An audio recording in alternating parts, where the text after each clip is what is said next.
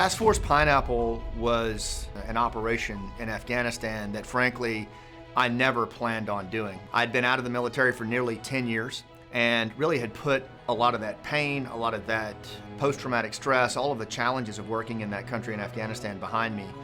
But when the country collapsed and one of my friends, Nizam, was in duress in that country, I realized that nobody else was coming and that we were going to have to step into the arena with people who knew him and try to find a way to help him get out. And it wasn't anything more than that. It was a desire to help a friend. But what I will tell you is what we put in place, what we did in those moments of duress for him, were the exact same things that I teach in Rooftop Leadership. We put purpose first. We focused on honoring a promise above all else. And then we connected as if our lives depended on it, because they did. If we lost signal with Nizam, if we lost communication with him, the odds are he wouldn't make it out of there. And then we led with purposeful stories, whether we were talking to him to just keep his head up and keep his morale while he was hiding out, or whether we were talking to a diplomat with 30 seconds to spare on the phone inside the gate to convince him to let our friend in. We used narrative to connect, to bridge gaps, and to accelerate trust.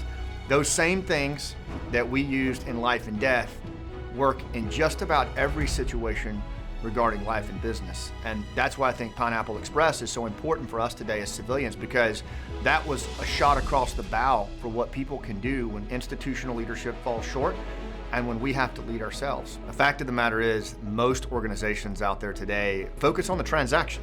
Rooftop Leadership focuses on putting the relationship before the transaction. That's how humans are actually wired to navigate the world. And I know everybody says, no, we don't have time for that. Focus on the cash flow. I'm saying, no, go the other way. If you put the relationship before the transaction, what you're building is social capital. And social capital is the oldest form of capital in the world. Everything else emanates from that. If you look at the Great Resignation, if you look at the talent tsunami that is happening all over the country right now, a lot of this has to do with the absence of human connection. Some of the biggest challenges we face are around distraction. So how do you make a connection when everyone is so distracted? Another one is disengagement. It's the absence of purpose. People are lacking purpose in their work. People are lacking purpose in their lives. And that's a leadership problem.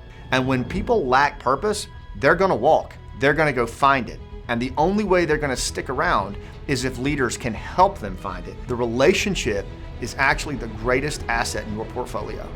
And the deeper and broader the relationships are, the more effective you're gonna be in leading people who need your leadership more than ever.